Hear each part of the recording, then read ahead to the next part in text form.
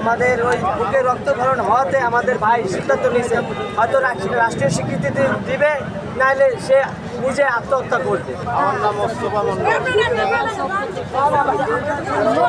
জেলা থেকে। আমি 18 জুলাই আহত। আমাদের দাবির কথা শুনবেন, আমাদের দাবি এখানে লেখা আছে। দ্বিতীয় নম্বর দাবি হচ্ছে যে রাষ্ট্রীয় স্বীকৃতি দিতে হবে। আপনারা কি আমার মৃত্যুর জন্য প্রস্তুত না? আপনারা মৃত্যুর জন্য প্রস্তুত? রাষ্ট্রীয় স্বীকৃতি আমাদের না দিলে আজকে হয়তো আমি মরব।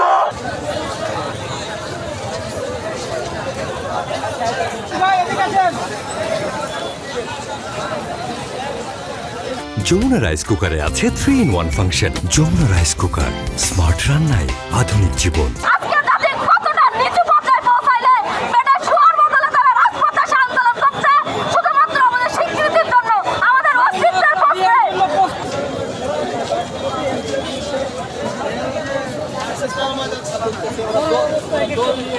মৌখিক বলার মতন আর কিছু নাই।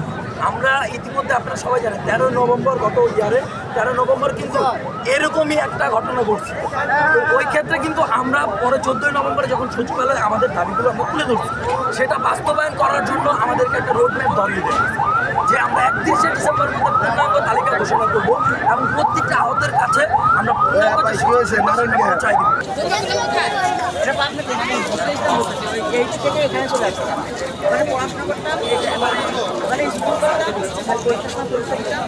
এখানে কার কাছে ছিল? এখানে দাদিবাড়ি আর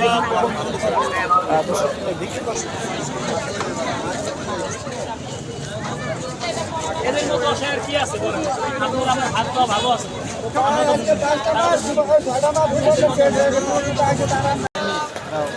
নিউজ খুললে খালি দেখি ওটা করে 10 লাখ 20 লাখ কোনটা ছুটি দিচ্ছে নাকি ভাই?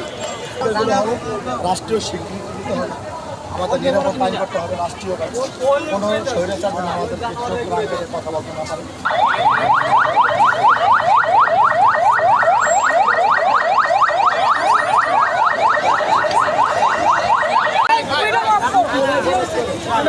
আমি